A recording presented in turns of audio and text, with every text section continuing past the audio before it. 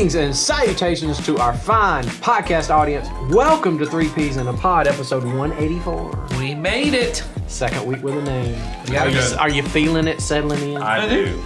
You feel like we're wearing it like we do. should? I do. Maybe we can get some merch. Some 3 Peas in a Pod merch. That's right. What would that be? I don't know. Can of peas. I don't know. Great. Our own personalized can of peas. Be great. Buy the 3 Peas in a Pod can of peas. Get some shirts. Yeah. Get a ball cap. Most people Are do have we this. green? flat bill. Are we green peas or black-eyed peas? Ooh. Oh, I like that. I like black-eyed peas. I do too. I'm I all. do think the logo is just green peas. Oh, okay. When that's I was what growing most- up, we called those English peas. We did.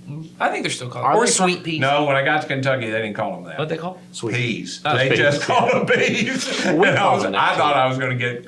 I thought I was getting black-eyed peas. They say we're having peas, and I go, "Oh, good! I love peas and cornbread." And they'd come out and they were these. I go, "These are not peas. These are English peas." I do like. I was somewhere and someone said we're gonna have beans and cornbread, and they brought out black-eyed peas, and I was Oh, confused. no, I do they like are black- confused. But I've heard people say call I have black-eyed peas. also. I have bean. also heard that. They're probably Yankees. I don't remember. Who knows I what don't they are. remember.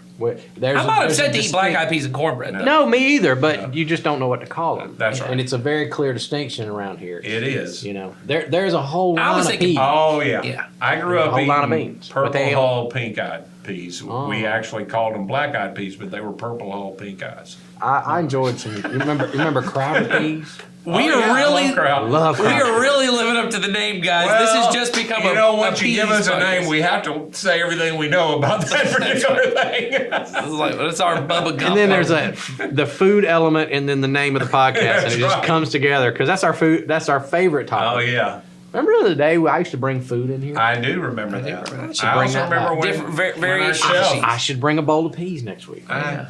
What kind? Now we're back to where we started, Ed. Stop. I like peas and carrots. Not me so much. No, Yeah, it's The okay. carrots are a problem. It's okay. really, I like carrots. I like Well, carrots. I like carrots somewhat. If there's nothing else to eat, I'll eat your carrot. It's interesting. I Carrots really and, like carrots carrots. and beets. I'll eat the carrot. Yes. Okay. Enough about food. I have a question that I'm going to make a bold statement on. Okay. It is the hottest off the press question we have that ever is true. answered. Okay, I thought you were about to say something I was sitting up for. I was ready for it. You can sit up for it too. But I'm going to say this is probably the hottest. Now, when we walked in here to film our last episode, now we're filming the second episode of this filming Session. Session. This question came in less than 10 minutes before we walked in. Wow. That's correct. So that's hot, man. So hot I can Hot off barely the press. hold it in the paper on the paper. This one just it was on somebody's mind. They sent it to. I They have had not no been- idea the timing. I've not been read in on this question yet. You're Oh, about okay. to. Well, here we go. You're about to. Y'all ready? I'm ready. All right. Ed's not. But- I'm ready. Oh, I'm ready. Okay. Question. So I need some help with the concept presented in church a few times recently about submitting to the government and leadership. I take some issue with this, as I can think of times in history where people in those positions acted out of racism, hate, etc., that I would absolutely not be able to submit to. Please help with this, as I feel like you would all resist those actions as well. I know that we are supposed to assume leaders are submitting to God's will, but how do we know that they are? So I just want to again go back and say I think there's a part in the question that I think I would initially have to say I think that's wrong assumption that we are supposed to submit to people because they are trying to submit to God's will. I don't think that's the assumption of the Bible and government. Okay.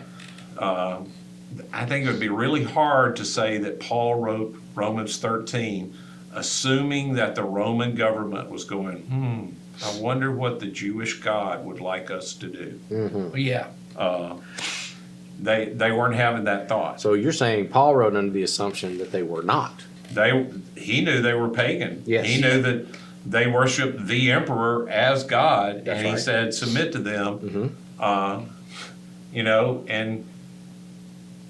the institution of government is what we are submitting to. That a government is supposed to be doing what's best for the most amount of people. Are there people inevitably that it doesn't help? Absolutely.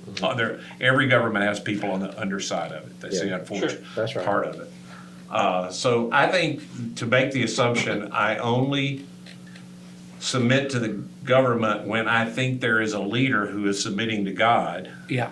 I think you're probably off track, because Has that it would be really hard to find a leader that you don't have enough knowledge about them to know whether they're submitting to God or not. In my lifetime, I would never have been close enough to any leader, even at the state level, and very few at a local level. That's right. That I have been close enough to know that person is consciously trying to submit to God. Therefore, I will submit to them. Yeah. Now, then they mention racism and stuff like that. I think clearly when something if the government mandated I participate in a racist activity, I would not.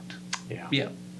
Well, I also think they may be alluding to the fact that there are some systems and elements baked into our way of governance that is promoting racism as well. And I would agree with that. Yeah. Yes, I vote with that person. 100%. I vote with them. Maybe they weren't saying that. I'll say that. Yeah, that is completely true. Yeah. But I don't think so. I think it's important to understand what Paul and the stuff that we've talked about before about submitting, and often we're quoting from Paul, or most recently, Peter. obviously from Peter, because that's where we were having the conversation there.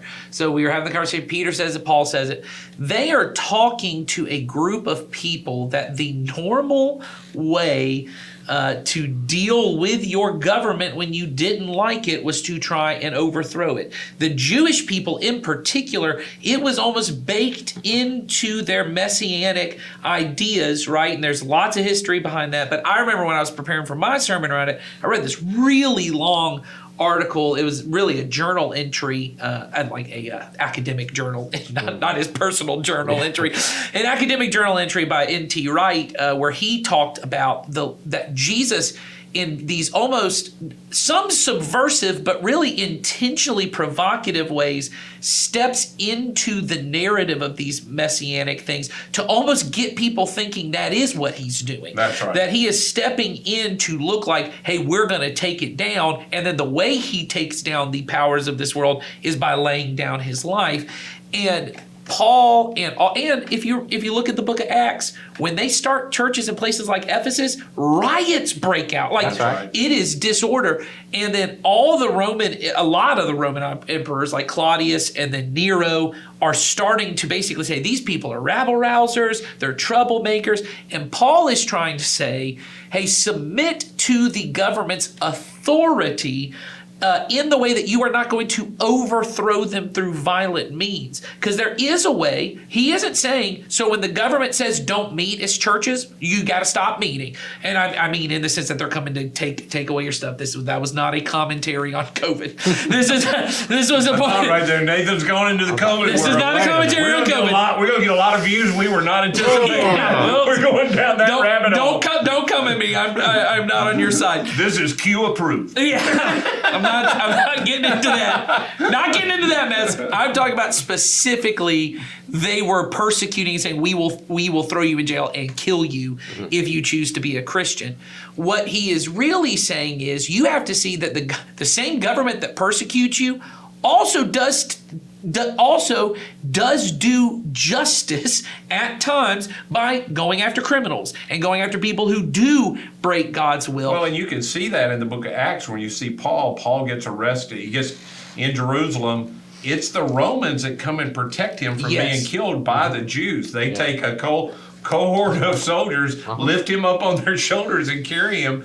There's a point where they're going to beat him, and he says, hey, I'm a Roman citizen. And they go, oh, that's right. Mm-hmm. So we view Rome, who is eventually a huge oppressor of Christianity, but he was under their authority, and their authority did protect him at times. He didn't submit to he didn't worship the God. They didn't, the emperor God, they didn't do any of those things, but he did uphold their authority in certain, That's right. And so when I look to movements within even our own, I just look within our country. So you have, our country begins as a civil war, basically. We have a group of colonists who belong to one nation. They go, we don't like this. They go. Then about 100 years in, another group of people in the country go, no, we want to have a civil war because we want to have it our way. Those are people choosing not to even recognize the authority of the other government, saying, we will establish our own government. Then in the 1950s, 60s, you have another group of people who choose to submit to, instead of starting another war, say we will submit to oppressive, racist governments by choosing to civilly disobey those orders, but then don't go and then say, when you come to arrest us and put us in prison, we're not going to fight. We're not going to, we submit to your authority to arrest us for breaking this law. But as Dr. King says it, we will no longer cooperate with your unjust laws. That's, to me, a very good Christian example of what happens when you have an unjust law that is harming people, but you can still submit, because what happens is, I see, and this is just throughout our country's history, and not just our country, all countries, when I think something is unjust or someone is taking advantage of someone, it's really easy to go, you know what, it'd be better if just some of us ran this thing. Why don't we go and take down these people and we'll take over and make the thing the way we want to make it. That's what Paul is trying to say of, you don't get to go in and disregard the authority of the government.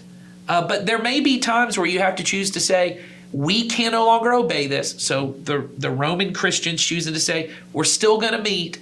And if you choose to come in and arrest us, we're not going to take up swords and try and murder. We accept the consequences. We accept the consequences. That is submission. That's what I'm saying. It is submission to the, it is your authority. We think the law is unjust, but we will submit to your unjust law and face the penalty. That's right. And that, to me, is when Paul talks about in Romans 13, we often see it because, and I'll just say this, for white Christians in our country, we have so often aligned ourselves with the government. We see ourselves very much in line with what the government's doing. We see Romans 13 as justification for the government.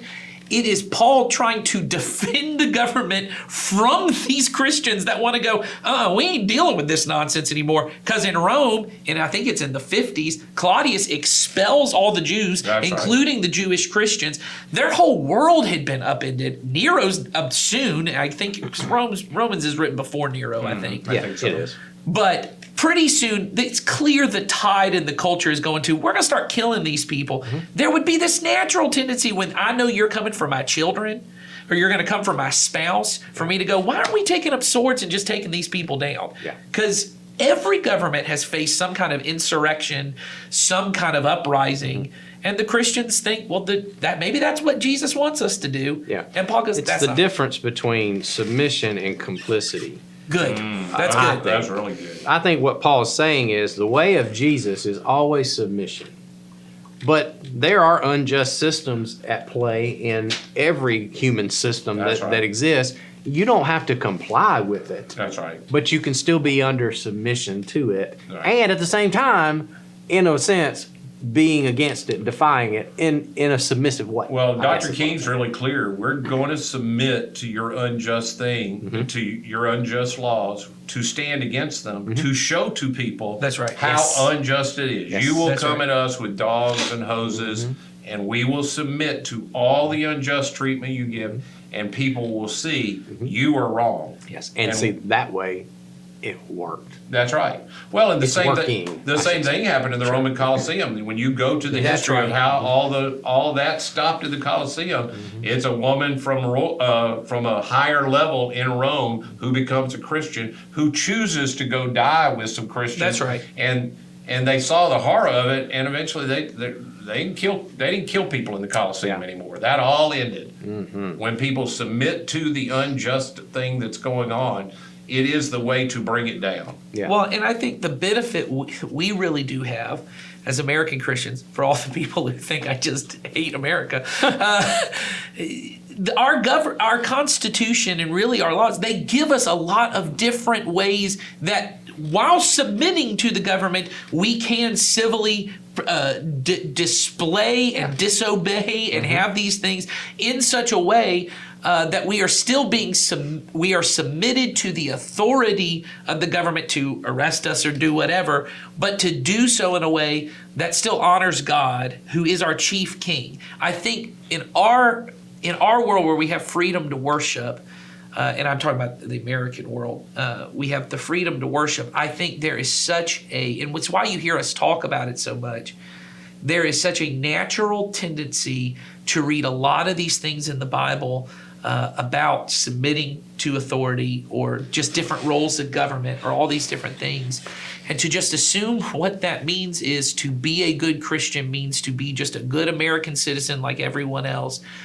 And eventually these things that are, probably just fine patriotic things eventually lean into these ideas of what we now call like Christian nationalism that eventually line me up and say, whatever America does must just be fine with God because we're all on that same page. Unless, of course, it's the guy in charge I don't like that is doing it. And then he's against God. That's It's right. very... Then I'm going to take him out. Well, yes, or whatever it is. I think... Or we're going to leave, or we're going to, Yeah. we're going to start a rebellion or something, Yes. And unfortunately, I see a lot in maybe it's just my age group, but people really it almost always is money driven. There's a lot of it. Yeah. There's just a lot of it that I know I don't agree with how they're spending my money. Sure. And I don't want to pay taxes for that. Well, there's almost nothing that that was happening in Rome that anybody wanted to pay taxes for. I don't think we get to decide all of that. Yeah. But our system of government, if we will make use of it, the benefit we have that most places don't is we can change that while submitting if we want to change it. Well, you even see people like Paul using the system, the Roman legal system, for his benefit in the Yes. sense of Yeah. they're about to execute him. The one time he says, "I'm a Roman citizen, so you can't beat me in Can't this beat me." way," Yeah. right? And so he gets protected. Another time he says, "Well, I'm going to appeal to Caesar so that I keep getting before all these courts," Yeah. which is what Jesus had told him would happen. Jesus said, "You're going to be my witness before the Gentiles and their kings." Yeah, there are a couple of times it appears in Acts that he might have gotten let go, but he had appealed to Caesar and they Yes. couldn't. Well, that's what the guy said. Yeah, Festus, Festus or or Agrippa. Festus. He says, I'd have let you go if you hadn't have done that. Yeah, Yeah. exactly. But he did it. Paul had wanted to go to Rome anyway, and now he got the government to pay for it. That's right. Yeah, that's right. But I think that's the thing. So when we see these things that, yes, there are things that the government does, we all agree that there are things that are in our government that are oppressive to people. There are things that are, like someone said, I think racism was in the absolutely. in the question. So racism, but all different kinds of stuff. The way that all different kinds of people are treated, including prisoners and people who come to this country, and all different kinds of things. There are things we would look at and go, I don't know if it should be that way. But what Paul, I think, the submission that he would warn us against is, therefore, I'm going to take up weapons and I'm going to show up at the Capitol, or I'm going to show up at the border, or I'm going to show up at these places, and I'm going to make sure things get done God's way by the use of force. That's what I have now set up the government of Nathan, and I'm going to run my own government and then see if I can get some people in there. That this is not the way of Jesus. That the way of Jesus is selfless, self-giving love and service for other people, and often that does mean standing up for issues. And the benefit we have in our country is that there is nothing to stop us from still working against any of these things that we see. We just can't force the government to do it. And I have people say to me all the time, well, if the church had done it. I go, yeah, we're trying to do it, but you're so focused on the government, you're not actually helping us very much. The problem comes when Christians are unwilling to suffer for it. That's right. See, That's right. The taking power over, that means I'm going to get so far on top that I don't have to lose anything. I don't have to suffer. The other way says I'm going to suffer consequences and suffer loss for the sake of resisting thing that I think is against God. Well, most Christians, they ain't interested in this part. That's right. I don't want to have to suffer for it. I want to have power over it so that I can make change my way and everybody else has to bow down. Well, that's not the way of Jesus. No. And that's why I believe, and we just finished the book of 1 Peter, and that's why the whole time he keeps saying you've got to be willing to enter into the suffering of Jesus. That's right. He talks about suffering in every paragraph I went through when I was writing my sermon, and I was like, dang, he talks about suffering a lot. And I read the whole thing in one sitting, and I went, he does.